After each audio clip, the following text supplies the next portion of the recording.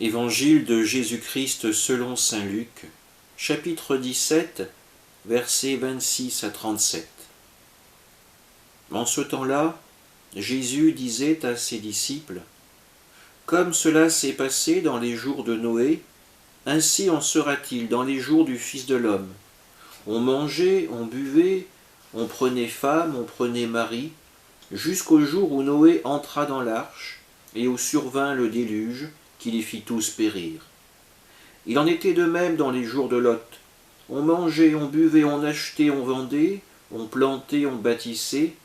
Mais le jour où Lot sortit de Sodome, du ciel tomba une pluie de feu et de soufre, qui les fit tous périr.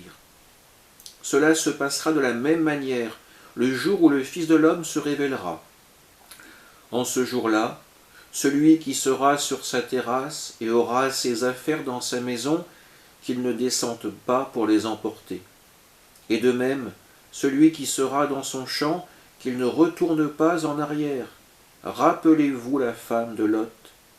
Qui cherchera à conserver sa vie la perdra, et qui la perdra la sauvegardera. Je vous le dis, cette nuit-là, 2 personnes seront dans le même lit. L'une sera prise, l'autre laissée.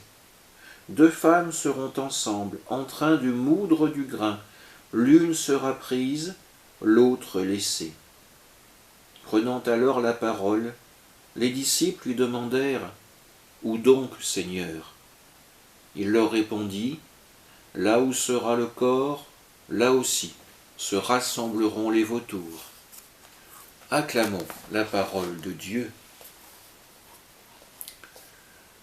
À présent, Jésus ne s'adresse plus aux pharisiens, mais à ses disciples. De la question sur la venue du règne de Dieu abordée hier, nous entrons à présent dans une réflexion sur la venue du Fils de l'homme, sur ce que l'Église appelle la parousie. Celle-ci précédera la venue du royaume de Dieu et sera le dernier signe donné à l'humanité. Le Fils de l'homme dont il est question, c'est bien sûr Jésus, ayant vécu sa passion et étant ressuscité. Mais Jésus nous le rappelle, ces jours de la fin seront comparables à ceux de Noé ou de Lot. Il y aura le temps du jugement. Pris dans notre routine de la vie quotidienne, manger, boire, se marier, acheter, vendre, planter et bâtir, l'homme est aveugle face au cataclysme qui menace. L'homme agit dans une totale insouciance vis-à-vis de Dieu. À chaque fois, un seul homme a eu conscience de ce qui menaçait et a su comment agir, guidé par Dieu. Dans la fin du texte, Jésus nous montre comment agir en ces derniers jours. Il faudra fuir devant les malheurs qui arriveront, ne pas vouloir faire un demi-tour périlleux. Dans les 2 derniers exemples, Jésus l'affirme.